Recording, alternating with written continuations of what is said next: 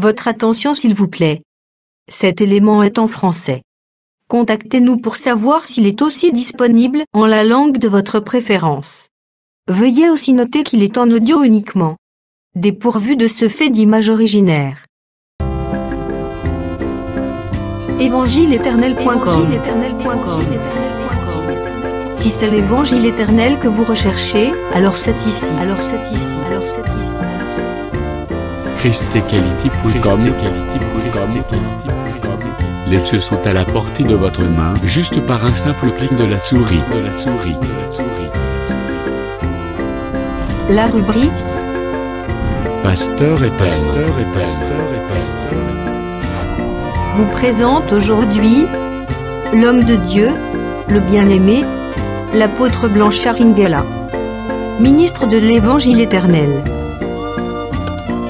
Recherchez-vous les enseignements de l'apôtre Blanchard Ingela? Allez sur ChristEquality.com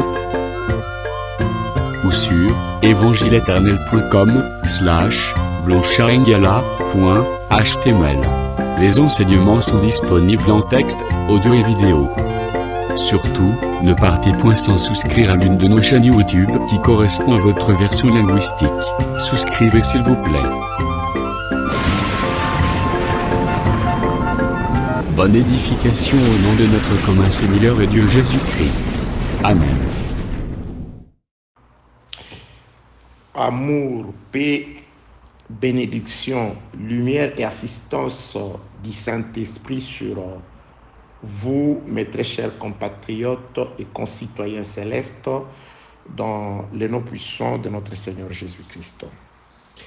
Le découronnement du roi des Rabbats, audio numéro 4. Prenons sans plus tarder le Saintes Écritures. Je suis dans le second livre de Samuel, de Samuel chapitre 12. Je commence la lecture au 29e verset. 2 Samuel chapitre 12, le verset 29, il est écrit: David rassembla tout le peuple et marcha sur Rabba. Il attaqua et s'en rendit maître. Il enleva la couronne de dessus le roi, et plutôt la tête de son roi. Elle pesait 1 talent d'or et était garnie de pierres précieuses. On l'a mis sur la tête de David, qui emporta de la ville un très grand butin. Il fit sortir les habitants et il les plaça sous des scies, des herses de fer et des haches de fer, et les fit passer par de fours à briques, et traita de même toutes les villes des fils d'Ammon. David retourna à Jérusalem avec tout le peuple.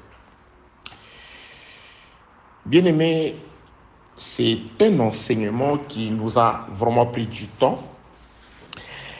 Nous avons dans cet enseignement qui est en train de tourner autour de la vie ou des circonstances qui accompagnent la vie d'une sœur nommée Bathsheba. Ainsi, cet enseignement est subdivisé en 3 grandes parties. La première partie, qui a comporté 8 audios, a été intitulée « Qui sauva Bathsheba de la mort ?» Après, la seconde partie, qui a comporté 15 audios, a été intitulée « L'épée des fils d'Ammon pour l'expiation de Bathsheba ». Nous voici arrivés à la 3e partie et nous en sommes au 4e audio. Donc, bien-aimés dans le Seigneur, la 4e partie qui s'intitule, la 3e partie plutôt qui s'intitule « Le découronnement du roi des Rabbats ». Effectivement, dans la lecture que nous venons de faire à travers cette portion des Écritures, nous avons lu qu'il est écrit comment David s'est déplacé avec son peuple et a marché sur la ville de Rabba qui appartient aux Ammonites.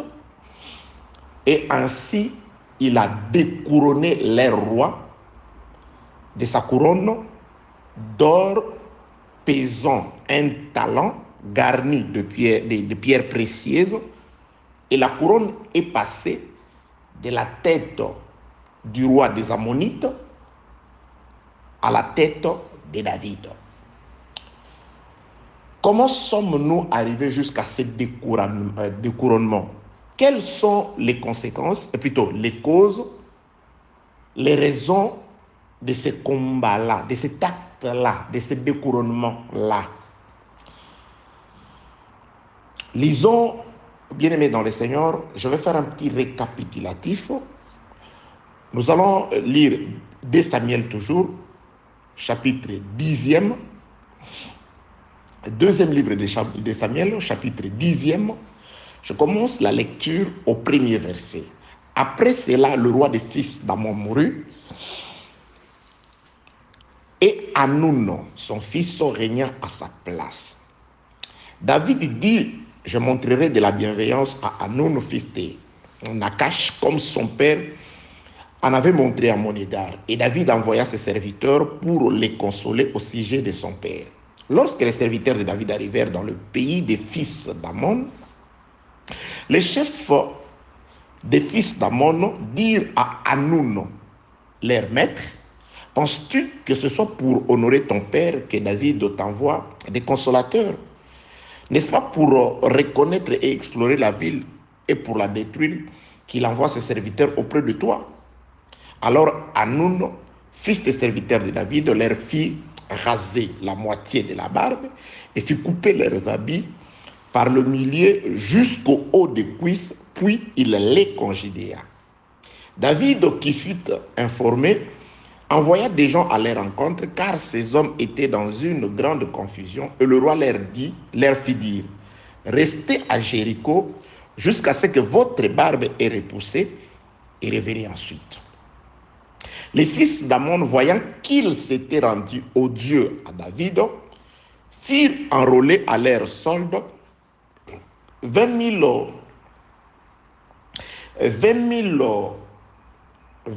hommes de pied chez les Syriens de Beth-Rehob et chez les Syriens de Tsoba, 1000 hommes chez le roi de Maaka et 12 000 hommes chez les gens de Tob. À cette nouvelle, David envoya contre eux Joab et toute l'armée, les hommes vaillants. Que la paix, la grâce et la miséricorde de Dieu soient avec vous. Donc, le mobile de la guerre qui conduira à la destruction de la ville de Rabat, ainsi que de toutes les villes des fils d'Ammon, et au découronnement de leur roi qui s'appelle Hanoun, les mobiles ou la raison ou la cause principale de tous ces événements-là, c'est l'hostilité du roi Hanoun vis-à-vis des paisibles envoyés de David. Donc celui qui a commencé à offenser l'autre, ce n'était pas le roi David, mais c'était plutôt le roi Hanoun, le roi des fils des Ammonites. C'est lui qui, de façon injustifiée, gratuite, a humilié les serviteurs de David. C'est ainsi que David a pris la résolution de lui faire la guerre. David est resté à Jérusalem. Il a envoyé l'armée pour faire la guerre, pour se venger des actions méchantes, nocives du roi des Ammonites. David est resté. Il a fait sortir son armée. Et l'armée est sortie dans le but de ne faire la guerre qu'aux fils des Ammonites. Mais les fils des Ammonites, à leur tour, ils ont ramené plusieurs personnes de leur côté. Ils ont enrôlé même des étrangers, ceux qui n'étaient pas Ammonites, afin de pouvoir toujours barrer la route à l'armée de David. Que la paix, la grâce et la miséricorde de Dieu soient avec vous. Donc, nous avons pour ainsi placer les choses dans une certaine ligne, allant de l'hostilité du roi des Ammonites jusqu'à son découronnement. Il y a des événements qui se sont passés là-bas. L'hostilité Nous l'avons compris d'après les Écritures. Nous sommes au 4e audio. Comme d'habitude, je t'annonce à toi qui ne pourra tomber que sur cet audio. Donc, tout au début, je viens d'expliquer que cet audio s'avère être un des audios d'une très longue série d'audios sur cet enseignement. Donc, si tu trouves que c'est nécessaire que tu puisses avoir les audios précédents, tu n'auras qu'à t'adresser à celui par qui tu as reçu cet audio. Que la paix, la grâce et la miséricorde de Dieu soient avec vous. Nous avons l'hostilité du roi Hanoun qui a été interprétée dans les Écritures comme étant l'hostilité du serpent vis-à-vis de l'envoyé paisible de Dieu sur la terre, Adam. Le diable s'est rendu hostile vis-à-vis d'Adam. Et cette hostilité, Dieu a prononcé l'unimitié, une guerre perpétuelle entre les deux postérités, la postérité du serpent et la postérité d'Adam par Ève. Que la paix, la grâce et la miséricorde de Dieu soient avec vous. Donc, les jours où Dieu prononce son sentence, il prononce aussi l'inimitié entre les deux postérités, cette inimitié qui amènera à une certaine guerre. Il met l'inimitié et cette inimitié aura pour conséquence future la guerre entre la postérité d'Adam par Ève et les serpents, et la postérité du serpent. Donc, ils doivent se battre. Que la paix, la grâce et la miséricorde de Dieu soient avec vous. Que la paix, la grâce, la miséricorde, l'assistance, la protection de Dieu soit votre partage au nom de Jésus-Christ. Et qu'est-ce qui s'est passé?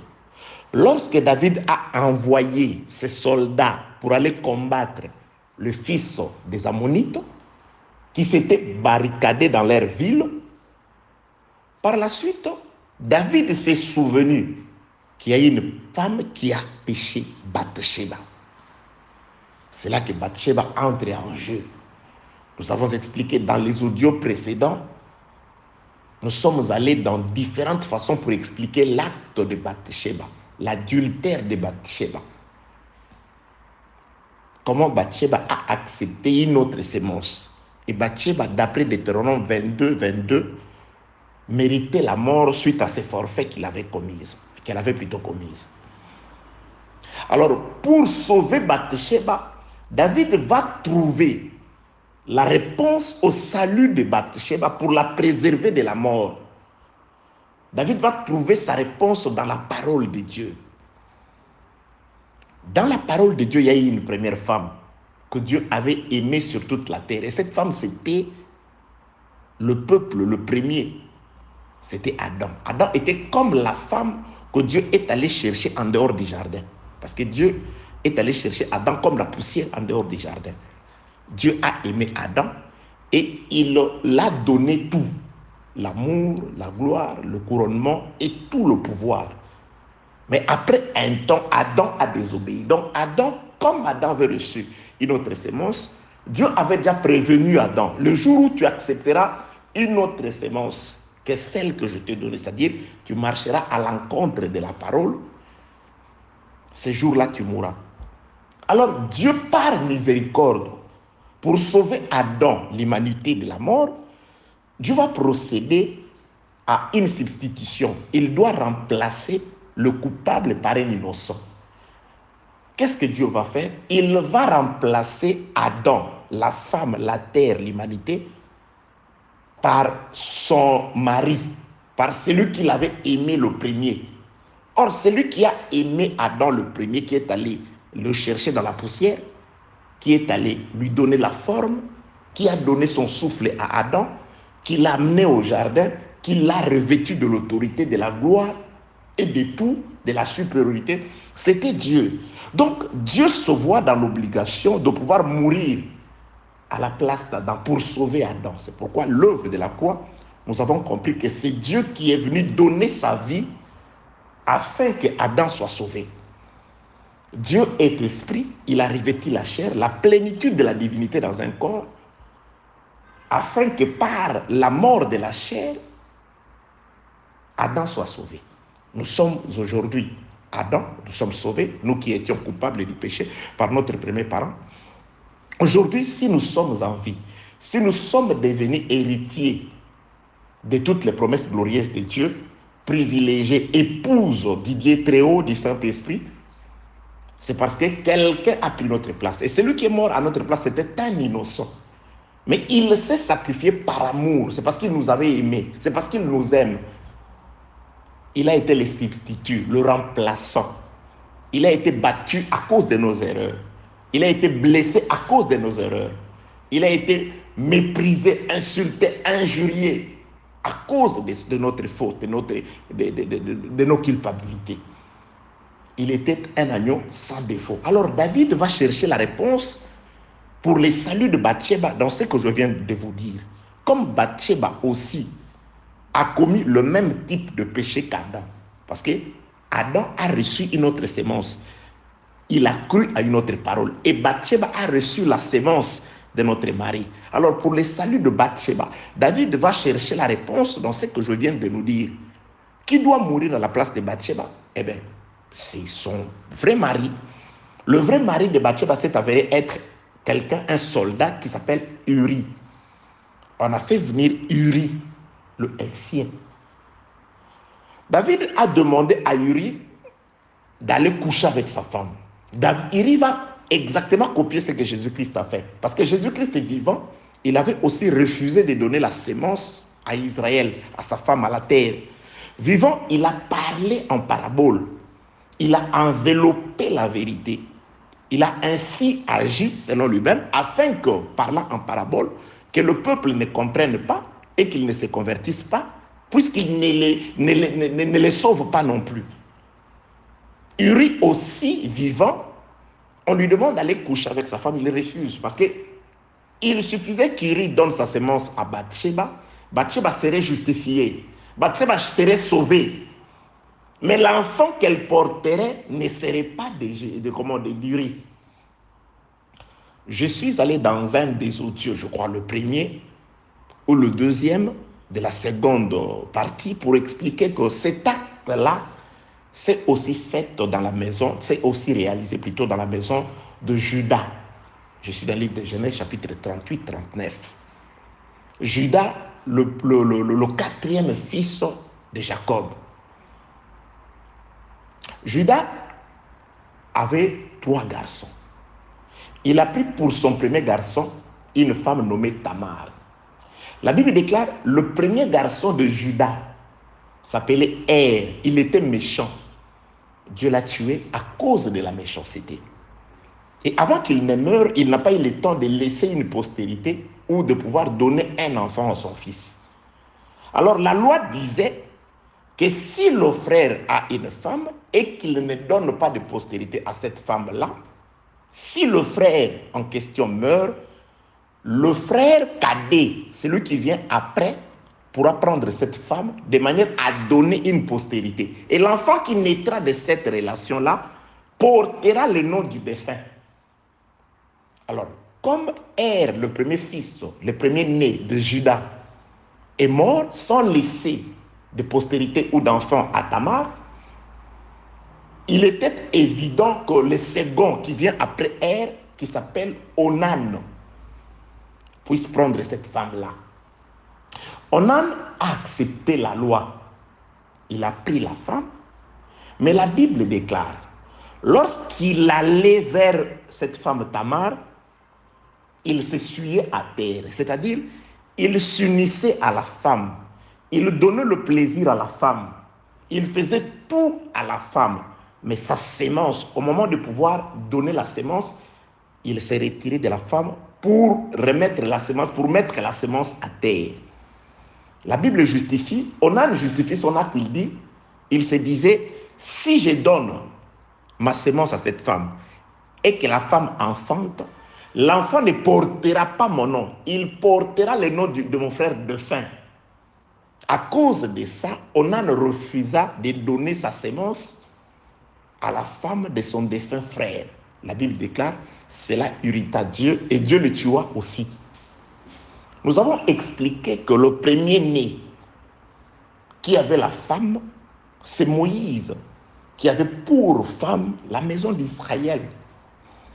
Et Moïse, comme la loi par sa méchanceté, il fallait qu'il meure, parce que Moïse, dans sa méchanceté, il est mort naturellement selon les Écritures, selon la lettre, parce qu'au lieu de parler au rocher, il s'est montré méchant devant le rocher. Il a pris les bâtons, il a frappé le rocher. Quand il a frappé le rocher, Dieu s'est irrité contre lui. Les Écritures, le frère Paul, dans 1 Corinthiens chapitre 10, il définit le rocher, il dit, il buvait à un rocher qui le suivait, et ce rocher était Christ. Donc l'acte par lequel Moïse frappe le rocher, donc Moïse déjà, il parlait de ce qui allait arriver plus tard. Comment les enfants d'Israël allaient frapper les rochers pour nous désaltérer aujourd'hui. C'est pourquoi dans la condamnation de Jésus-Christ comme ça, parmi ceux qui siègent, Moïse y est, Moïse s'y trouve, parce que c'était par des sacrificateurs. Pilate dit, ce sont tes frères, les sacrificateurs qui t'ont livré à moi. Le sacrificateur était de la tribu de Lévi, Moïse était aussi de la tribu de Lévi. Donc l'acte que les sacrificateurs sont en train de faire, de condamner Jésus, ils étaient en train d'affirmer ou de manifester ce que Moïse avait déjà fait au désert. Moïse avait frappé les rochers. Malgré que le rocher a été frappé, mais le rocher a quand même libéré l'eau qui a désaltéré le peuple. Mais Moïse n'entrait pas. Aujourd'hui, ceux qui ont frappé les rochers, ils ne sont pas entrés. Ils sont au désert aujourd'hui. Israël n'est pas entré dans le repos. C'est nous autres qui avons profité de l'eau. Nous sommes en train de profiter de l'eau. Ils ont condamné le Seigneur. Ils l'ont crucifié. Ils l'ont battu. Nous profitons de l'eau, mais eux qui ont utilisé les bâtons pour condamner le Seigneur, la maison d'Israël, n'est pas entré aujourd'hui. Il est dans l'errance. Il est Ichabod. Il n'y a pas de gloire là-bas chez eux. Spirituellement, Dieu ne le voit pas. Spirituellement, ils sont dans l'errance. Spirituellement, ils sont dans l'idolâtrie, dans le faux Dieu, dans la fausse adoration. Que la paix, la grâce et la miséricorde de Dieu soient avec vous. Donc, Onan, c'est l'homme de Moïse qui est venu le premier. Mais Moïse, sentant sa mort prochaine, il promet, il dit, Dieu vous suscitera un prophète comme moi. Il parlait de son frère, de son frère qui allait le suivre. Il parlait d'Onan. Il dit, Dieu vous suscitera un prophète comme moi. Vous l'écouterez. Donc, Moïse, avant de mourir, il a annoncé la venue de Jésus, la venue de Onan. Et quand Jésus est venu, il agit exactement comme Onan. La Bible déclare, quand Onan allait vers Tamar, il s'essuyait à terre. Quand il allait, Jésus aussi, il a fait des miracles en Israël. Il a guéri les malades. Il leur a donné à manger. Il leur a donné à boire. Il a fait beaucoup de choses. Mais la vie, la sémence, il ne leur donnait pas. Il préférait leur parler en parabole, comme Onan. Il appelait juste une portion des gens. Il leur disait, à eux je parlerai en parabole pour qu'ils ne soient pas sauvés. Mais à vous le petit troupeau. Ce qui illustrait déjà ce que nous sommes aujourd'hui l'église, le petit troupeau. Quand il était dans la maison d'Israël, il a parlé en parabole. Et ces paraboles ont sémé de l'incrédulité en eux. Ils n'ont pas compris Jésus. Ils ne l'ont pas aimé. Pourquoi? Parce qu'il leur a parlé de manière à ce qu'ils ne le comprennent pas, qu'ils ne puissent pas croire. Mais nous sommes les petits troupeaux aujourd'hui. À nous, il dit la vérité. Et Jésus-Christ aussi doit mourir parce qu'ils ne l'ont pas compris. Parce que s'il leur avait parlé de manière claire, il ne l'aurait pas crucifié. C'est son enseignement qui les a rendus incrédules, qui les a endurcis le cœur. Que la paix, la grâce et la miséricorde de Dieu soient avec vous. Nous sommes allés dans ces démarches pour vous expliquer aussi que l'homme d'Uri, quand il revient du champ de bataille, on lui demande de coucher avec sa femme. Il doit agir comme Onan ou comme le Seigneur Jésus-Christ. Il refuse. David va aller jusqu'à organiser un repas pour lui. Il lui donne le vin, il lui donne la nourriture, c'est-à-dire le sacrifice, tous les sacrifices qui ont été donnés à Dieu dans l'ancienne alliance. Dieu n'avait pas libéré la vérité. Dieu n'avait pas libéré la vie au profit du peuple d'Israël. Dieu a continué à leur parler en sentence, à s'adresser à eux de façon par des oracles. Et des oracles enveloppés. Que la paix, la grâce et la miséricorde de Dieu soient avec vous au nom de Jésus-Christ. Dieu nous aime, bien-aimés dans le Seigneur. C'est pourquoi il nous a jugés dignes de connaître et de comprendre ces choses. Notre vie dépend de ce que nous écoutons. Car la foi vient de ce qu'on entend. Et ce qu'on entend doit venir de la parole de Christ. Car il n'y a que la parole de Christ qui crée la foi dans l'homme. Et sans la foi, on ne peut pas être agréable à Dieu. Et sans la promesse, la foi n'existe pas. Parce que la foi confirme la parole. La foi, c'est une confiance absolue qu'une personne place sur la parole. C'est cette confiance aveugle. Tu regardes les temps, tu regardes les circonstances, tu regardes tout ce qui est visible, tu vois que la situation est impossible. Mais tu entends la parole, tu confirmes par rapport à la parole. Tu confirmes que tout est possible à celui qui croit par rapport à la promesse. Quand tu ouvres l'oreille, tu entends Dieu te dire tout est possible. Quand tu ouvres les yeux, tu regardes les circonstances, le monde te dit c'est fini pour toi. Mais choisissez entre ce que le monde te présente et ce que Dieu te dit, où se trouve la vérité. La vérité se trouve dans ce par quoi toute chose existe. La Bible déclare, le visible et les invisibles ont été créés par la parole. C'est pourquoi la vérité se trouve dans ce que Dieu a dit. La vérité, ce n'est pas ce que nous voyons. La vérité, ce n'est pas ce que le monde nous dit. Mais la vérité ne se trouve que dans ce que Dieu a dit. Donc la foi, c'est d'abord d'écouter la parole et de placer sa confiance en cette parole. Donc si la parole n'est pas bien prêchée, la foi aussi sera tordue. Vous risquerez de placer la foi à des promesses que Dieu n'a pas données. Que la paix, la grâce et la miséricorde de Dieu soient avec vous au nom de Jésus-Christ. Donc, Uri refuse de son vivant de pouvoir donner sa sémence pour le salut de Bathsheba. David va profiter de cette situation afin de pouvoir changer de fréquence. Il dit, j'ai voulu que Uri vivant puisse sauver cette femme en détresse. Uri n'a voulu ni sacrifice, il n'a accepté ni holocauste, alors lui-même doit devenir le sacrifice par lequel la femme doit être sauvée. Jésus-Christ est vivant comme prophète, il a parlé de manière à ce que nous ne puissions pas, le monde ne puisse pas être sauvé. Alors il doit lui-même devenir sacrifice pour sauver Bathsheba, pour sauver l'humanité. David va écrire une lettre dans laquelle il va expliquer ou exposer les stratégies qui vont accompagner la mort d'Uri. Nous avons expliqué toutes ces choses. Dieu nous a dit des choses merveilleuses à travers ce qui est écrit dans la lettre de David. Je crois que ça a été mot à mot. Que la paix et la grâce, la miséricorde, la protection, la lumière et l'assistance du Saint-Esprit soient votre partage au nom de Jésus-Christ. Uri arrive dans le champ de bataille. Joab exécute tout d'après l'ordre de David.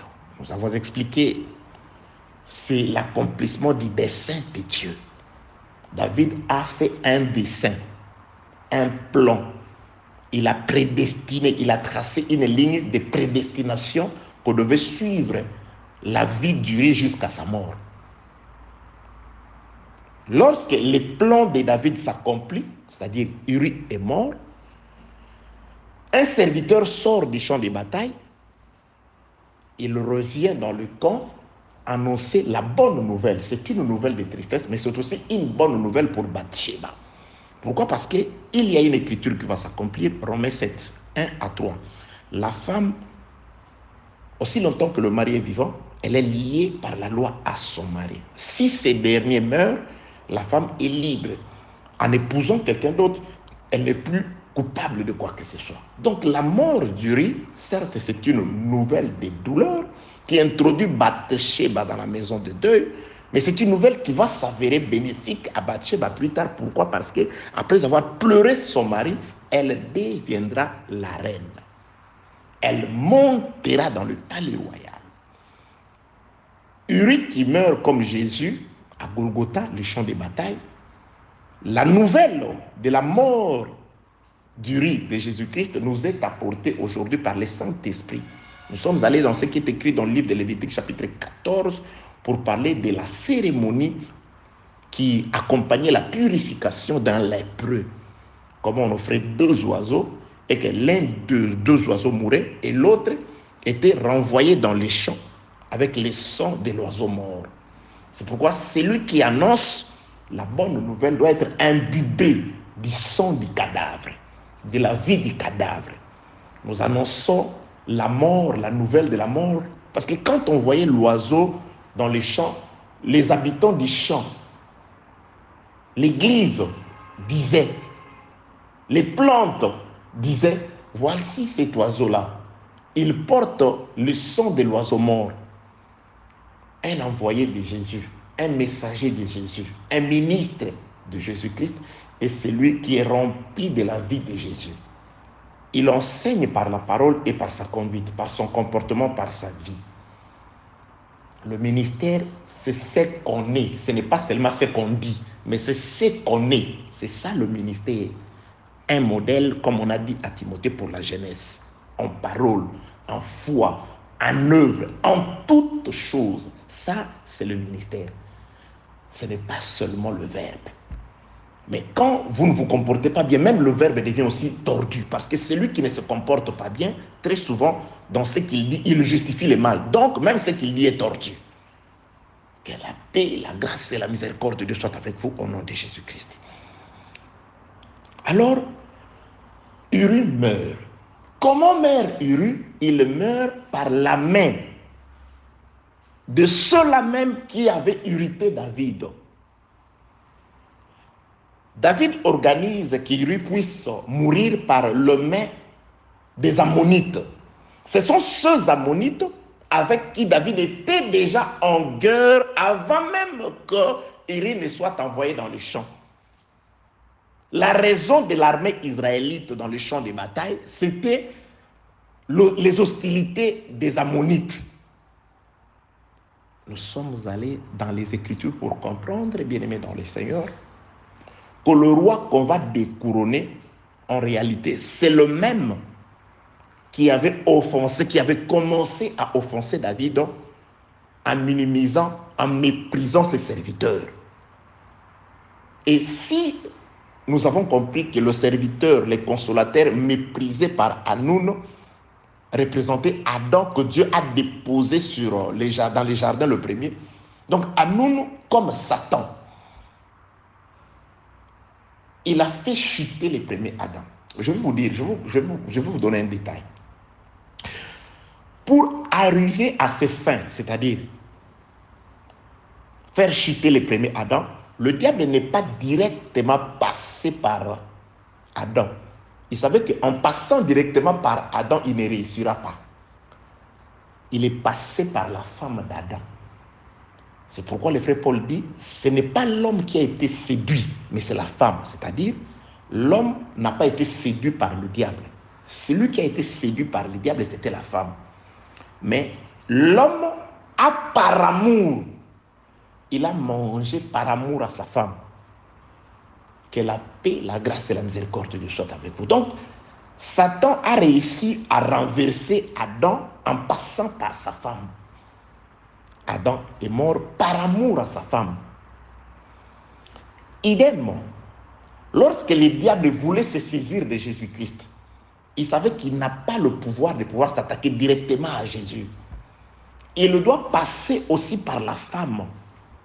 Le diable passe par Israël. C'est des sacrificateurs qui ont comploté de tuer Jésus-Christ.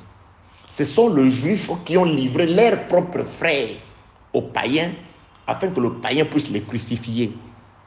La mort du premier Adam est arrivée par sa femme et la mort du second Adam doit aussi arriver par Israël, par la femme.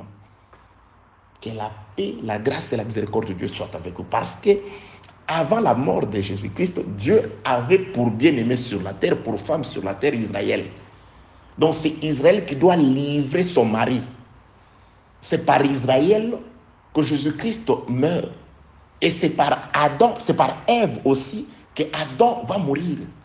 C'est pourquoi j'ai dit, le même qui a méprisé les serviteurs de David, qui les a humiliés en déchirant leurs vêtements, en leur coupant la barbe par le milieu, c'est par lui aussi que vient la mort d'Uri. Ce n'est pas anodin, bien aimé dans le Seigneur. Ce n'est pas écrit tout simplement pour être écrit. Non, si ceux qui nous suivent, vous remarquez une certaine cohérence dans les événements. Une certaine cohérence entre toutes ces choses, parce que le frère Paul le dit, ce qui a été écrit d'avance, l'a été pour notre instruction. Il y a de l'instruction. Dans les Écritures, il y a la vie. Je le répète, il y a la vie. Ben, il suffit tout simplement d'être doté Dieu, des yeux. Parce que la promesse de Jésus à ses disciples, c'était les yeux. Vous me verrez.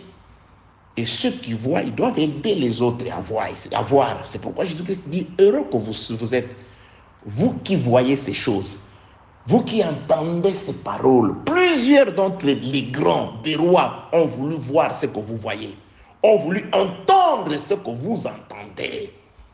Ils ne l'ont point vu, ils ne l'ont point entendu. Cette promesse subsiste. Vous êtes heureux. Vous entendez la voix de l'époux à travers les Écritures. Et vous ne devez pas vous limiter à entendre, vous devez aussi voir la main de l'époux. C'est pourquoi il est écrit que l'oreille qui entend et l'œil qui voit, c'est l'Éternel Dieu qui les a créés. Ça, c'est le livre des Proverbes qui le dit. Nous entendons que Dieu est merveilleux et nous devons vivre, voir aussi les merveilles de Dieu.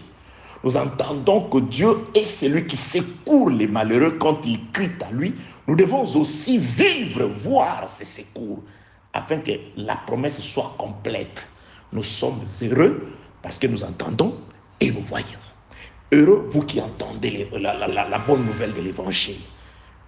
Car vous verrez aussi la manifestation de la puissance de Dieu. Vous verrez aussi la manifestation de la gloire de Dieu. Mais il suffit de croire que ce qui est écrit est vrai. Il suffit de croire que Dieu n'est pas un personnage d'histoire. Bien aimé, Mobutu est un personnage d'histoire. François Mitterrand est un personnage d'histoire. Je ne sais pas, George Washington était un personnage d'histoire. Qui que vous connaissez, c'est des personnages d'histoire. Mais Jésus-Christ est historique. Il est vivant. Il n'est pas dans l'histoire, car l'histoire, c'est la science du passé. C'est des gens qui sont passés. Mais Jésus est le même. Hier, aujourd'hui et éternellement. Le même qui a guéri hier, il guérit. Il a résolu les problèmes hier, il va résoudre ton problème. Il a guéri la belle-mère de Pierre hier pour qu'elle le serve. Jésus-Christ veut aussi que tu le serves. Il doit te guérir. Car après avoir guéri la belle-mère de Pierre, celle-ci les a servis. Jésus-Christ veut aussi te guérir pour que tu deviennes son serviteur, pour que tu sois sa servante, pour que tu mettes ton corps à son service, pour que ta vie devienne un modèle pour le païen ainsi que pour ceux qui croient. Non, voilà, Dieu l'a assisté, Dieu l'a guéri, Dieu l'a restauré. C'est pourquoi quand tu pries, tu demandes à Dieu, Seigneur, comme les psalmistes, pas à moi, mais à ton nom donne gloire. À ta parole donne gloire. À la promesse donne gloire. Prouve, Dieu, que pas moi, mais toi tu es le même Jésus. J'invoque ce Jésus qui a guéri hier. J'invoque ce Jésus qui a justifié hier. J'invoque ce Jésus qui a restauré hier. C'est celui-là qui ne change pas. C'est ce Jésus qui n'est pas resté historique. C'est Jésus qui n'est pas resté dans les Écritures. Mais nous vivons au temps où Dieu a laissé les Écritures pour se personnifier dans l'homme. Tu dois devenir l'exemple de Dieu sur la terre. Tu dois devenir la manifestation de la puissance de Dieu sur la terre. Tu dois devenir la manifestation de l'assistance, de la gloire, de la puissance et de la lumière du Saint-Esprit là où tu vis. Au nom de Jésus-Christ. Ce que je te dis, c'est la parole. Place en elle ta foi et tu verras la gloire de Dieu. Que Dieu te bénisse au nom de Jésus-Christ. Ça, c'est ma prière pour toi. Ça, c'est les désirs de mon cœur pour toi. Et sache que c'est aussi les désirs de ton Créateur pour toi. Il veut qu'on les connaisse par toi. Il veut qu'on croie à lui par toi. Il veut qu'on voie qu'il est toujours là et que sa promesse est vraie. Il avait promis qu'il sera là. Il ne laissera pas les siens. Que le monde sache que tout ce qu'il a dit est vrai par toi. Soit cet échantillon par lequel les hommes vont glorifier le royaume des cieux. Les hommes vont connaître la puissance infiniment variée, la sagesse et la puissance infiniment variée de Dieu. Que Dieu te bénisse, que Dieu te fortifie au nom de Jésus-Christ. Que Dieu te relève au nom de Jésus-Christ. Que Dieu t'accorde du succès dans tout ce que tu entreprends au nom de Jésus-Christ. Que ton foyer et ta famille soient secourus au nom de Jésus-Christ, bien-aimé dans le Seigneur. Voilà comment Dieu procède. Le même par qui la désolation est arrivée dans la vie des envoyés de David, ce sont ceux-là même que David va utiliser pour que par eux, Uri meurt. Uri meurt. Il tombe certes dans le champ de bataille. La mort d'Uri est une défaite pour Israël, mais c'est aussi un avantage pour une femme qui était en détresse. La mort d'Uri libère Bathsheba, la mort d'Uri sanctifie Bathsheba, la mort d'Uri enlève Bathsheba de là où elle était, dans son ancienne maison, de son ancien rang, pour faire d'elle la préférée du roi, pour faire d'elle la maman du roi le plus puissant d'Israël, le plus sage, le plus intelligent, le mieux habillé d'Israël. Alléluia. Que la paix, la grâce et la miséricorde de soient avec vous au nom de Jésus-Christ. Nous avons lu dans les Écritures Apocalypse 12, 9 dit: le diable appelé Satan, appelé aussi dragon, serpent ancien, c'est lui qui séduit toute la terre. Donc c'est-à-dire, c'est lui qui avait séduit le premier Adam, qui l'a ramené à terre, qui l'a fait tomber, c'était les serpents anciens. Bien-aimés, quand nous allons parler des serpents, je ne sais pas si c'est dans cet enseignement ou pas, parce qu'il faut qu'on parle de ces serpents-là, du rôle qu'il a joué dans les jardins. Parce que la Bible déclare, là, dans le livre de la Genèse, on dit tout simplement qu'il était le plus rusé de tous les animaux des champs que Dieu avait créés. Ça veut dire quoi ça? Donc il était un roi, il était aussi assis dans le pierre précieuse. Alléluia. Bien-aimés dans le Seigneur, les Écritures sont tellement faciles pour toi qui vois qu'il s'accomplit ce qui est écrit. Dieu a créé les choses droites. C'est des hommes qui cherchent des courbures. C'est l'homme qui cherche des complications, mais la parole, elle est droite. C'est pourquoi moi, quand je lis quelque chose et que je ne la maîtrise pas, je ne parle pas, je me tais.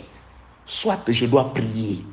Dieu me le révèle directement dans la prière, ou je suis assis comme ça, ou j'entends quelqu'un d'autre l'expliquer. Je me dis, au lieu de te précipiter à annoncer les choses que tu ne maîtrises pas, il faut avoir la maîtrise de ce que tu dis. Il faut savoir expliquer ce que tu dis de plusieurs façons, parce qu'on peut te poser une question. Moi, j'explique, quelqu'un ne comprend pas. Je lui dis, mais je ne dois pas lui répliquer. Mais pourquoi tu ne comprends pas? Non, je dois chercher d'autres voies par lesquelles expliquer la même chose.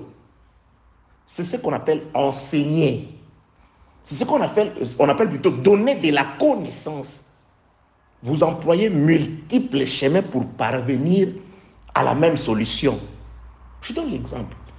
On peut vous poser la question, comment est-ce qu'on peut obtenir 10? Comment on peut obtenir 10? Quelqu'un peut dire, oui, pour obtenir 10, on fait 5 plus 5. Ok, c'est une bonne chose, une bonne question. L'autre peut dire, oui, pour obtenir 10, on peut faire 9 plus 1. Ok, c'est une bonne chose, une bonne réponse. Quelqu'un d'autre peut encore arriver, pour obtenir 10, on peut faire 8 plus 2. Ok. Quelqu'un d'autre peut venir, il peut dire, pour obtenir 10, on peut faire racine carrée de 9, plus racine carrée de 9, plus 1. Ok, c'est une bonne chose. Un autre peut venir, pour obtenir 10, On doit faire racine carrée de 4 multiplié par 5. Ok. Quelqu'un d'autre peut venir pour obtenir 10. La parole de Dieu, c'est aussi comme ça. Dieu veut tout simplement te faire savoir qu'il est bon, qu'il t'aime et t'apprendre qu'est-ce que tu dois faire pour qu'il soit content de toi. Comment tu peux le craindre? Comment tu peux t'approcher de lui? C'est pourquoi Salomon dit, la fin du discours, c'est craignez Dieu. Dans tout ce que nous disons, dans tout ce que nous faisons, nous voulons tout simplement que la crainte de Dieu, le respect de Dieu puisse habiter en vous. Que vous deveniez des disciples. Un disciple, c'est quelqu'un qui est assidu à une discipline.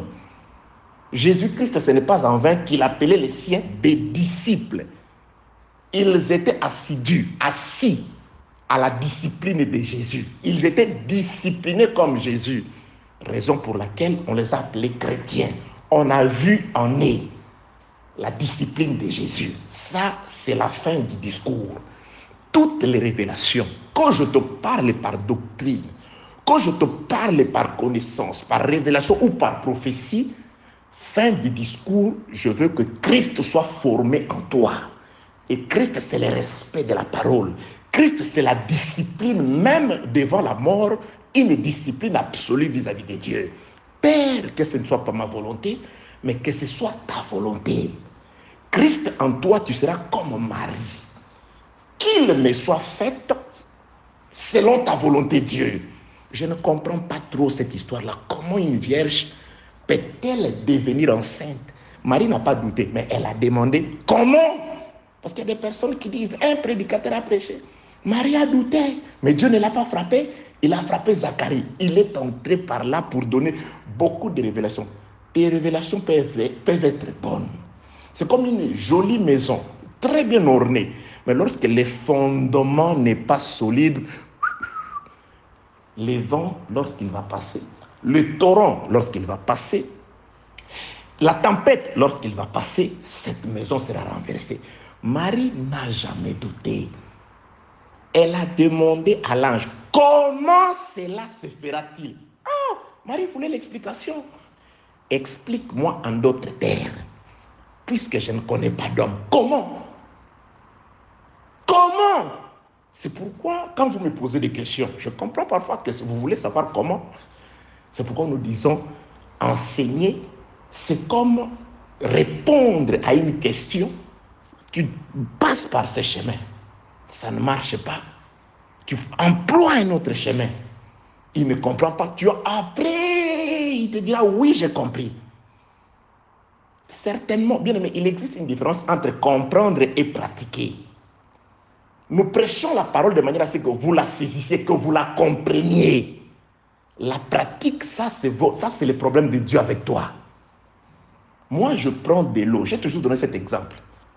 Je dois faire de mon mieux pour que le vase puisse être rempli de l'eau. Et de l'eau claire et saine. Le problème de la transformation dépend de celui qui m'a envoyé, m'a donné la commission de mettre en vous de l'eau. Mais la compréhension, moi je dois travailler de manière à ce que vous compreniez. Sinon, je ne serai pas différent de Jésus avant sa mort. On ne rajoute pas des paraboles sur des paraboles. Que la paix, la grâce et la miséricorde de Dieu soient avec vous au nom de Jésus-Christ. Donc, bien-aimés dans le Seigneur, le roi Hanon, c'est lui qui sera hostile en méprisant la bonté de David. Et c'est par ces hommes du même roi que Uri meurt, gloire s'en dit à Dieu, sa mort plutôt, certes c'est une défaite, comme défaite, mais c'est aussi bénéfique pour une femme qui était en détresse. Adam meurt par les serpents. Adam est chassé. Et chez Jésus-Christ, la Bible déclare, Jésus lui-même, il veut répéter cette action-là. Il veut confirmer que celui qui était passé pour la mort d'Adam doit être le même qui passe pour ma mort. Qu'est-ce que Jésus-Christ va faire?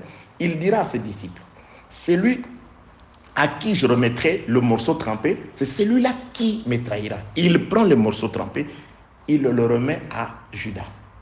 La Bible déclare Satan. S-A-T-A-N. Satan. Pas de démon. Judas n'était pas possédé. C'est Satan qui est entré.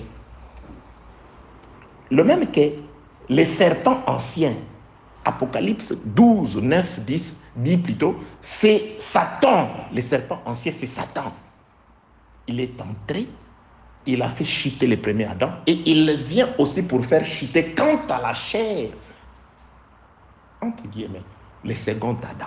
Jésus-Christ doit aussi mourir comme le premier Adam quant à la chair. Parce qu'il doit être identique à Adam sur tout le plan. Que la paix, la grâce et la miséricorde de Dieu soient avec vous au nom de Jésus-Christ. Je parle de la chute de Jésus, de la chute de sa chair, car il est mort quant à la chair. C'est aussi bénéfique pour nous, cette mort-là, je l'ai expliqué. Parce que s'il n'était pas mort, la Bible déclare, un testament n'entre en vigueur qu'à la mort du testateur. Les testateurs, c'est les propriétaires de toutes choses.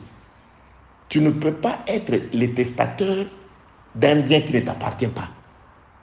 Tu ne peux être le testateur que de ce qui t'appartient de droit. C'est pourquoi toute chose appartient à Dieu. Pendant tout le temps où Dieu était vivant, on ne pouvait pas entrer en possession de notre héritage. Donc on attendait la mort du testateur. Or les testateurs, c'est les propriétaires. Toute chose a été créée par Dieu. Toute chose appartient à Dieu. La gloire, la puissance, l'honneur à seul Dieu au siècle. Donc Dieu doit mourir pour que nous puissions entrer en possession de nos droits, d'être puissants, d'être assistés, d'être heureux, d'être guéris et restaurés, d'avoir le pouvoir, la puissance. L'œuvre de la croix, c'est le testateur qui meurt. Et le Saint-Esprit est en train aujourd'hui de lire les testaments dans lesquels se trouve la portion des héritiers. Si vous êtes héritier, il faut écouter le Saint-Esprit pour savoir, découvrir c'est quoi votre héritage. Et le Saint-Esprit annonce l'héritage après la mort du testateur à travers l'œuvre du ministère, dans la parole. Là, je suis en train d'annoncer. Plusieurs d'entre ceux qui nous écoutent voient leurs dons s'ouvrir, voient des capacités s'ouvrir. Chacun doit se remettre à sa place. Le testateur revient maître de... Quand papa était encore vivant, par son amour démesuré, il laissait tout le monde faire ce qu'il voulait. Toi, tu habitais dans cette chambre-là. Mais voilà sa vraie volonté. Après sa mort, le Saint-Esprit vient dire, mais cette chambre-là, non, elle n'est pas pour toi. C'est la chambre des filles. Tu allais travailler, mais les champs, non, c'est pas pour toi. Les champs, c'est pour mon oncle. Ah, mais moi, je croyais, oui. Quand vous écoutez le Saint-Esprit, il vous donne votre vrai don. Il vous remet à votre place. Ça, c'est la lecture du testament par celui à qui les testateurs avaient désigné de lire. Nous faisons autant confiance à celui qui nous a été désigné par les testateurs avant sa mort. Après ma mort, j'enverrai quelqu'un qui viendra vous lire les testaments, le Saint-Esprit. Il vous conduira, il vous enseignera. Il prendra ce qui est à moi, ce que j'avais laissé pour vous, et il vous le donnera, il vous l'annoncera. C'est pourquoi le Saint-Esprit dans l'Église, c'est d'abord l'enseignement. Et cet enseignement accompagné d'une puissance de conviction qui te fait voir et te remettre à ta place. Que la paix, la grâce et la miséricorde de Dieu soient avec vous au nom de Jésus-Christ. Donc, Satan, lorsqu'il fait tomber le premier Adam, j'ai expliqué, il a enlevé au premier Adam quelque chose. Qu'est-ce qu'il lui a enlevé? Il lui a enlevé la couronne. Parce que Adam était un roi. Il régnait. Et depuis ces jours-là, Adam avait perdu sa couronne au profit de celui qu'il avait vaincu. Dieu est comme ça. C'était une guerre. Il faut que je revienne dans cet enseignement sur la guerre dans les jardins entre les serpents, entre le royaume des serpents et le royaume d'Adam. Adam avait son royaume, il régnait sur sa femme et les serpents régnaient sur les animaux. Il y guerre. Il y guerre. Bien aimé, Quand le serpent s'est présenté devant Ève, ça c'était une guerre que le Satan a emportée. Aujourd'hui, la guerre, elle est verbale. La guerre des épées viendra après. La guerre aujourd'hui, elle est verbale. Oui, bien aimé dans le Seigneur, il y a une guerre verbale parce que le diable, le frère Paul, quand il écrit 2 Corinthiens chapitre 11e du 1er au 14e verset, il dit, il n'est pas étonnant puisque Satan se déguise en ange de la lumière et ses anges, ses ministres se déguisent aussi en apôtres de Christ. Donc nous avons dans le champ des apôtres qui ont l'apparence des apôtres de Christ, mais qui sont en réalité des anges de Satan. Il y a de ceux qui le font sciemment, c'est-à-dire avec connaissance. Il y a de ceux qui sont juste utilisés sans qu'ils le sachent. Tu prêches, tu es possédé par l'esprit de l'erreur. Tu vois, tu t'accroches à ça. Même si on t'apporte la vérité, tu ne veux pas laisser. Pourquoi? Parce que tu es conduit par cet esprit. Il s'est tellement raciné en toi que recevoir la vérité devient très difficile pour toi. La paix, la grâce et la miséricorde de Dieu soient votre bénéfice au nom de Jésus-Christ. Ces jours-là, lors de cette guerre-là, parce que pour récupérer sa couronne, Adam doit encore combattre. Il a perdu la couronne dans une guerre, il va la récupérer dans une guerre. Parce que je vous dis que la guerre, c'était le diable voulait s'attaquer à Adam. Mais il savait qu'Adam, il était inébranlable parce qu'en lui s'est trouvée la vie de Dieu. Adam a écouté Dieu. Il a passé par la faiblesse d'Adam qui est la femme. Le diable a vaincu la femme. Adam est tombé par amour à la femme. Le diable a séduit la femme. C'est pourquoi le diable va entrer aussi par Israël. Ils vont se saisir de leur chef, de leur roi qui était leur mari. Ils vont mettre le roi parce que Judas était le guide. Le sacrificateur, tous ces gens-là, leur guide c'était Judas. Or Judas en lui travaillait Satan. Donc c'était par Satan. Satan entre par eux afin que par eux, la femme, qu'ils puissent se saisir de leur chef, de leur roi, d'Adam. Jésus, par amour à Israël pour les sauver, il a accepté la mort. Adam a accepté de manger, mais ce n'est pas lui qui a été séduit. Le diable a séduit la femme. Que la paix, la grâce et la miséricorde de Dieu soient avec vous. Oui, Christ n'a pas péché. C'est nous, l'humanité, qui avons péché. C'est nous, l'humanité, qui sommes devenus coupables des transgressions par notre péché. Mais comment lui peut venir dans une chair semblable à celle du péché? Oui, il est devenu comme l'un de nous, afin que par sa mort à la croix, qu'il porta en lui nos péchés pour que nous puissions aujourd'hui être justifiés aujourd'hui. Voilà l'acte d'Adam que Jésus-Christ a fait, que la paix, la grâce, la miséricorde, la lumière et l'assistance du Saint-Esprit soient votre partage au nom de Jésus-Christ. Donc j'ai en train de dire, je voudrais introduire quelque chose qui va nous amener à étudier le poids de cette couronne, qui est une couronne d'un talent d'or garni de pierres précieuses. Ça, c'est la couronne qu'Adam a perdue. Une couronne d'or. Il était roi. Il était le maître incontesté du jardin. Mais ces jours-là, Dieu dit, bon, là où je te chasse, ce n'est pas toi, Adam, qui sera le maître. Toi, là, tu seras la poussière. Et le serpent, là, il va te bouffer. Là, il marchera sur le ventre. Il va peser de tout son poids sur toi. Tu vas souffrir. Cette même terre de laquelle tu as été tiré, tu sèmeras, mais elle te produira des épines. Beaucoup de choses ont été dites. Tu dois à la sueur de ton front. Toutes ces choses, Adam, il perd la couronne. Comme roi, il était servi. Comme roi, il n'avait pas besoin de transpirer pour manger. Tout était là. Dieu avait tout planté pour lui. Tout était préparé. Mais il a perdu ses avantages. Il a perdu la couronne. Et qui règne à sa place? Luc au chapitre 4e. Qui a reçu la couronne à sa place? Luc chapitre 4. Luc chapitre 4, verset 5. Le diable ayant élevé Jésus, lui montra à un instant tout le royaume de la terre. Il lui dit, je te donnerai toute cette puissance et la gloire de ces royaumes, car elle m'a été donnée par Adam, par Dieu.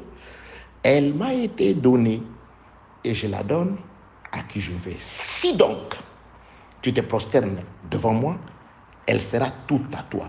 Le diable présente les royaumes de la terre ainsi que leur gloire.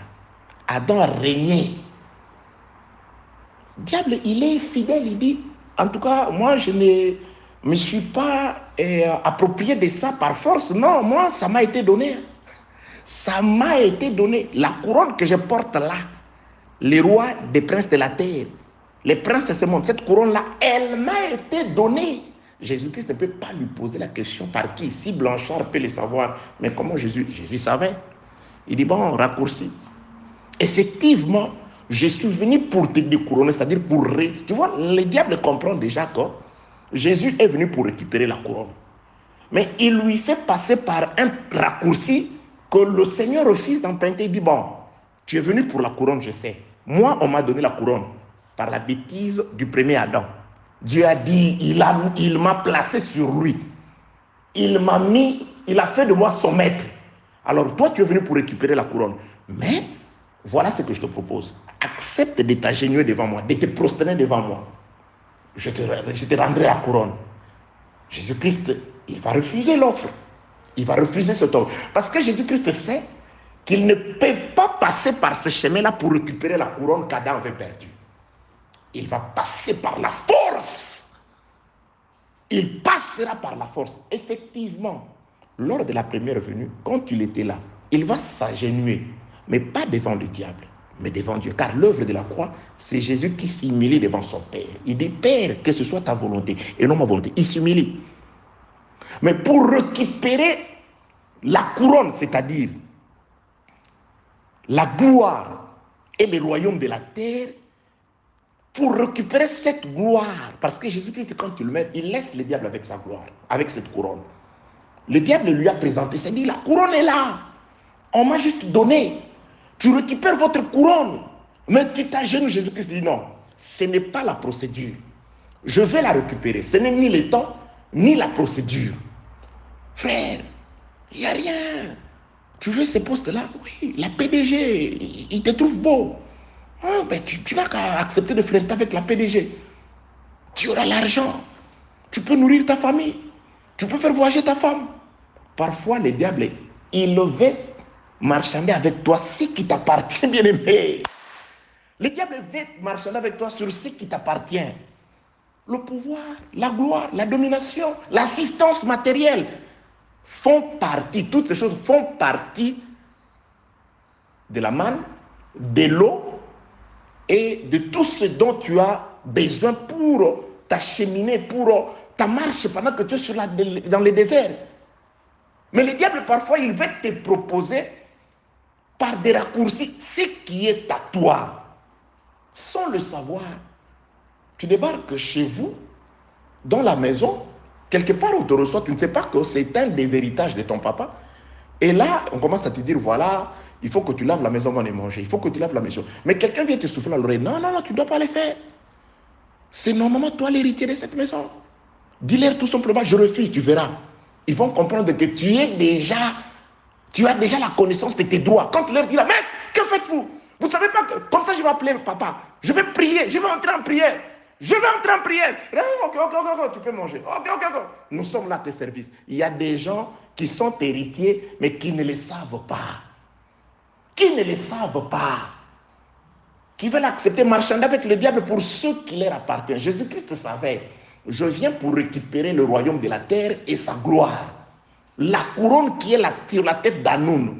Mais je ne peux pas négocier n'importe, je ne négocie pas. Il a refusé de s'agenouiller. Il pouvait dire, ok, papa, le problème c'est de récupérer ce que nous avons perdu. Bon, maintenant je m'agenouille devant le diable. Il aurait récupéré le monde, mais il serait, lui et le monde, sous la puissance du diable. Oui, il l'aurait récupéré, mais il serait devenu un gouverneur. Le diable serait le président, le roi, lui, il serait gouverneur, et nous serions sous lui, donc il n'aurait rien fait.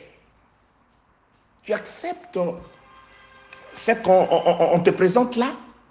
Tu acceptes ça? Mais c'est fini, tu donnes au diable un moyen de chantage sur toi. Demain, il pourrait dire, ah, quel pasteur. Lui, je lui ai proposé, qu'est-ce qu'il fait dans son boulot-là? Et frères, laissez frères, ils ont tout simplement les pourquoi, les quand, mais la vie comme ça, nous avons été avec lui là-bas. Oui, pour avoir ce boulot-là, tu sais ce qu'il a fait? Tu sais ce qu'on lui a demandé? D'abord le boulot qu'il fait là. Les diables, il veut juste avoir un moyen de chantage sur toi. Il veut juste par tes faiblesses, par l'offre qui paraît alléchante qu'il t'a présentée là, il veut offenser ton Dieu. N'accepte pas! N'accepte pas! Je bénis Dieu pour un frère. Je donnerai ce témoignage un autre jour.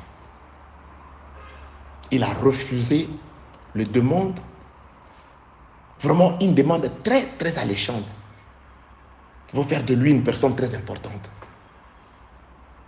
Et le diable, par la suite, il peut commencer à te faire regretter. Ah non, tu vois, si tu avais accepté, tu devais accepter. Ne regrette pas. Tu as travaillé pour Dieu. Dieu dit, rien de tout ce que tu peux faire pour lui ne restera sans salaire. Il dit, il n'est le débiteur de personne. C'est-à-dire, Dieu paye ses travailleurs. Tu t'es sacrifié pour lui, il va te payer au moment opportun. Attends. Que la paix, la grâce et la miséricorde de Dieu soient avec vous. Nous sommes dans le découronnement du roi Hanoun. Nous expliquons que le roi Hanoun, comme étant celui par qui, premièrement, les hommes de David ont été méprisés, et ensuite, entre les mains de qui? Uri, grâce à la mort de qui la femme a été sanctifiée, c'est par les mains de cet homme de Hanoun que ces événements se sont accomplis. Nous ramenons ça dans la parole de Dieu, dans la vie, dans la ligne du temps. C'est par Satan, le serpent ancien, que Adam le premier a été méprisé. Et c'est toujours par Satan que Adam le second a été conduit à la mort quant à la chair. Et c'est ce Satan-là que David sortira de sa cachette où il est pour le moment, parce que là, jusque-là, ce sont des soldats, c'est des blanchards qui viennent. Depuis l'ancien era, David n'était pas sorti, il était resté. Il a envoyé juste Joab et l'armée. Mais lorsqu'il y aura avènement de son éclat, quand il sortira, c'est alors que viendra le découronnement, c'est-à-dire il va récupérer pour Adam ce qu'Adam avait perdu. Qu'est-ce qu'Adam a perdu? Nous en sommes juste à la couronne. On n'a pas encore expliqué, nous ne sommes pas encore entrés dans la profondeur de la couronne. Parce que cette couronne-là d'un talent, sa perte a fait subir non seulement à Adam et à sa postérité, mais à toute la terre des préjudices très, très néfastes. La couronne, la couronne, lorsqu'elle est passée de la tête d'Adam vers celle du serpent ancien, il y a eu des catastrophes terribles qui se sont accomplies. Il y a des murailles qui se sont écroulées. Et le frère Paul voit, il dit, tout a été réduit à la vanité. Même la terre innocente. Oui, on dit à la terre, tu produiras des épines. Il n'y a pas qu'Adam qui doit être restauré. Même la terre doit être affranchie de sa production. Il y a la terre qui a été maudite ou maudite. Il y a des catastrophes terribles, bien-aimés dans les Seigneurs. Oui, c'est ce qui arrive très souvent, même dans la royauté de ce monde. Très souvent, surtout dans certains pays du tiers-monde en Afrique. Lorsqu'un président est défait par coup d'État, ce qui arrive, les conséquences sont vraiment néfastes pour sa famille. Nous avons vu les cas de Kadhafi, on a vu ça. Il a été tué, ses enfants ont été arrêtés, certains sont morts, ses anciens collaborateurs arrêtés. Oui, mais ça n'a pas commencé aujourd'hui. Ça a commencé par Adam. Adam, la couronne qu'il a perdue là, et te voilà malade parfois. Te voilà avec des problèmes. C'est des conséquences, beaucoup de conséquences. Israël est descendu en Égypte, il a souffert les conséquences de la perte de la couronne. Cette couronne d'un talent pétri de pierres précieuses, ça a entraîné des conséquences terribles sur toute la terre. Même sur la terre, je répète, La terre a été réduite à la vanité à cause du péché de son roi.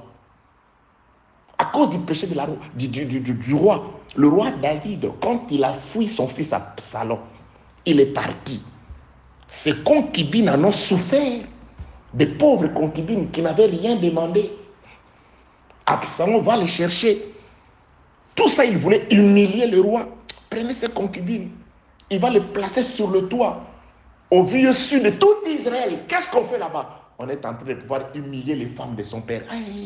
Des concubines, même des concubines. Des concubines ont payé le prix de la fuite de David. Du découronnement de David. C'est pourquoi aussi, parents qui êtes dans le Seigneur, la Bible déclare, les enfants sont sanctifiés par les parents. Lorsque vous vous laissez découronner par les diables, c'est-à-dire, vous laissez les diables prendre le contrôle de vos vies, les conséquences ne sont pas seulement sur vous. Les conséquences ne sont pas seulement sur vous. Les conséquences du découronnement d'Adam, c'était presque tous ceux qui accompagnaient Adam ont vécu ces conséquences-là. Je reviendrai. Que la paix, la grâce et la miséricorde de Dieu soient avec vous. David viendra récupérer la couronne. Satan, il présente la couronne à Jésus. Voilà le royaume de la terre. Voilà la couronne. Voilà les pierres précieuses, sa gloire. Agenouille-toi et récupère. D'ailleurs, c'est ça ta mission. Car les fils doivent venir récupérer. Récupère, c'est fini. On finit. On fait vite. On fait ça vite. Voilà les raccourcis. Au lieu de passer par Golgotha et de souffrir. Humilie-toi. Frère, accepte d'emprunter la voie juste. Même s'il passe par des détours, cette voie-là, que de prendre des raccourcis dangereux. Des raccourcis qui portent en torse à la parole du Seigneur, c'est dangereux. Des conséquences seront beaucoup plus néfastes que le temps de la petite joie que tu bénéficies ou que tu tires, des dividendes que tu tires de ces raccourcis-là. Il ne faut pas marchander ce qui est à toi. La gloire est pour toi. L'assistance est pour toi. Va auprès de Dieu. Au lieu de t'agenouiller devant les diables pour récupérer une couronne fictive, va t'agenouiller devant Dieu. Il va te donner la couronne éternelle. Il va t'assister. Et Dieu, quand il t'assiste vraiment. Quand il veut te guérir, il te guérit vraiment. Que la paix, la grâce et la miséricorde de soient avec vous. Nous retenons ceci. La couronne passe.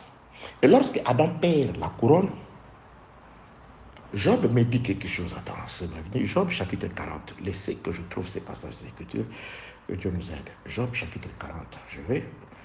Job chapitre 40. C'est que psaume 107 me disent. Attendez, je cherche Job chapitre 40. Je crois pouvoir les trouver. Ok, Job chapitre 40, le verset 13e. Cache-les tous ensemble dans la poussière.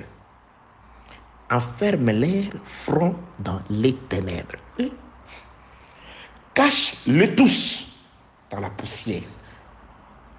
Enferme leur front dans les ténèbres. Tu vois, quand Dieu dit à Adam plutôt, Adam, tu vas retourner dans la poussière d'où tu as été tiré. Tu retourneras. Tu vois comment l'Éternel Dieu prophétise ici. Cache-les tous ensemble dans la poussière. Virgule, enferme leur front dans les ténèbres. Ça veut tout simplement dire, la perte de la couronne a ramené Adam à l'état où il était avant, à l'état poussiéreux. Et quand Adam retourne à la poussière, il y a quelque chose, il y a une prison qui va s'ouvrir pour lui. Enferme l'air dans les ténèbres, c'est-à-dire Adam devient un. Par la perte de la couronne, il devient habitant de la poussière. 2, il devient prisonnier des ténèbres. Job 40, 13.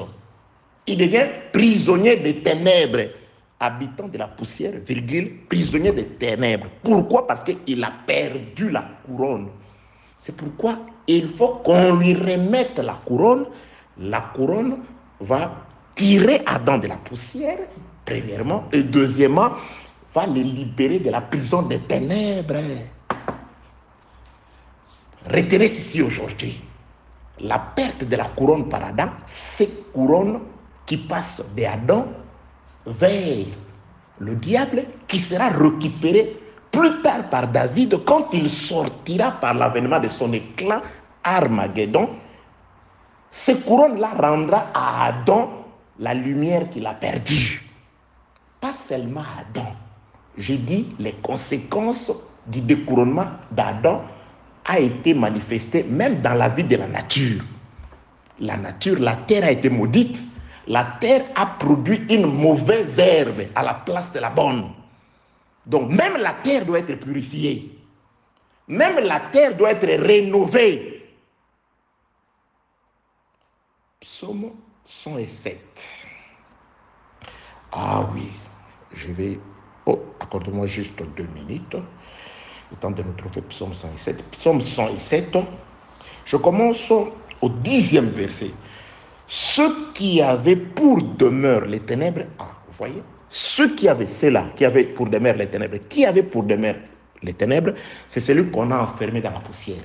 Qui est-ce que Dieu a enfermé dans la poussière? C'est Adam après son découronnement, après avoir perdu le trône, après avoir perdu la faveur de Dieu.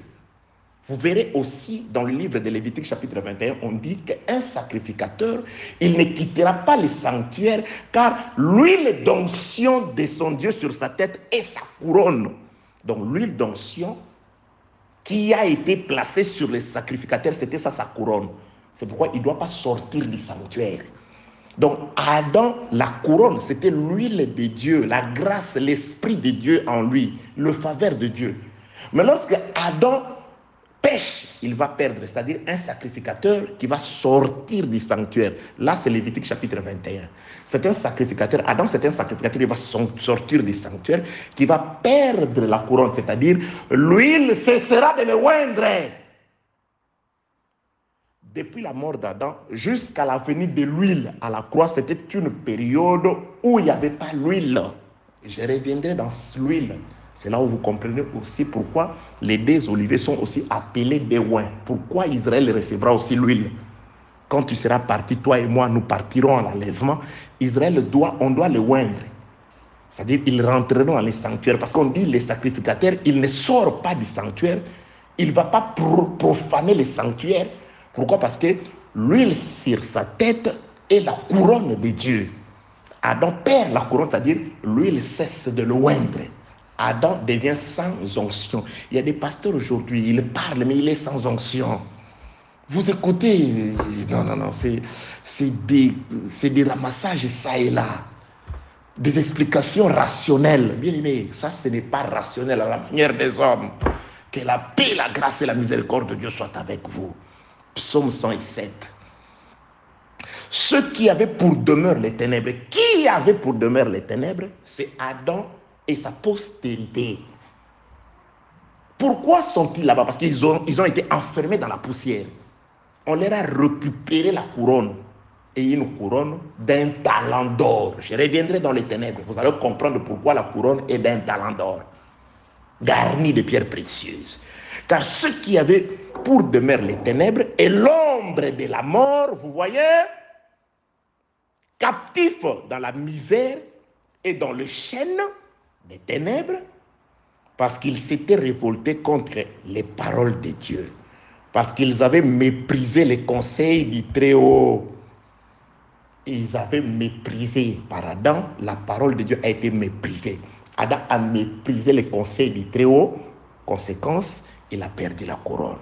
La perte de couronne a entraîné Adam à aller dans la poussière, être enfermé dans la poussière, et la fermeture d'Adam dans la poussière a fait que Adam puisse devenir le prisonnier des ténèbres. Et quand il est devenu le prisonnier des ténèbres, il a vécu dans la misère, dans la détresse, dans la misère. La période de la misère est là. Bien aimé, le monde entier. L'œuvre de la croix, oui, nous allons voir une partie. Mais ces choses seront vaincues lorsque la couronne quittera officiellement la tête du roi Hanoun pour retourner à David. Mais aussi longtemps que l'œuvre de la croix n'a pas accompli ça, il n'y a pas eu de couronnement. Vous verrez, il n'y a pas eu de couronnement. Il n'y a pas eu de couronnement. Pilate lui a demandé, tu es roi. Il dit, c'est toi-même qui le dis ou il y a des gens qui te l'ont dit. Ah, j'aime cette conversation. Un jour, nous allons juste partager sur la conversation entre Pilate et Jésus. Parce qu'il arrive un temps où Pilate pose la question à Jésus, qu'est-ce que la vérité? Il est envoûté. Au lieu de rester pour écouter la vérité, il est sorti. Il n'a pas eu le temps d'écouter. Gloire soit à Dieu. Parce que si Pilate avait écouté l'explication de la vérité ces jours-là, il aurait libéré Jésus. Parce que la Bible déclare, vous connaîtrez la vérité vous affranchira. Il serait affranchi. Heureusement, il a posé la question à Jésus. Là, c'est Jean 18. Il a posé la question à Jésus. Après, il est sorti pour aller parler aux gens qui étaient dehors. Il n'a pas eu le temps d'écouter l'explication de la vérité que vous écoutez aujourd'hui. Pilate ne l'a pas écouté. Jésus-Christ dit, je suis né et je suis venu dans le monde pour rendre témoignage à la vérité. Pilate pose directement la question. Qu'est-ce que la vérité? Il n'a pas écouté. S'il avait écouté, il accepterait de mourir pour Jésus. Bien aimé, celui qui écoute la vérité, qui est affranchi par la vérité, non, il ne laisse pas Jésus. Il ne crucifie pas Jésus. Il ne crucifie pas la parole. Il crucifie la parole d'aucune façon, même pas dans son exercice, même pas dans sa façon d'être. Parce qu'il est affranchi par la vérité. Il est libéré par la vérité. Que la paix, la grâce et la miséricorde de Dieu soient avec vous. Donc, bref, aujourd'hui, nous avons commencé à étudier les conséquences d'abord du découronnement d'Adam. Lorsque nous allons comprendre toutes les conséquences du découronnement de notre premier parent, et nous verrons, et ce sera facile de comprendre les avantages du découronnement de Satan ou du roi Anon lors de la guerre de l'Armageddon. Toutes ces choses disparaîtront. Les ténèbres disparaîtront. La misère disparaîtra pendant un temps. Les chaînes disparaîtront. Pour aujourd'hui, que celui qui a créé les cieux et la terre vous bénisse au nom de Jésus-Christ. Amen. Christ. Amen. Christ. Amen. Bonne édification au nom de notre commun Seigneur et Dieu Jésus-Christ. Amen.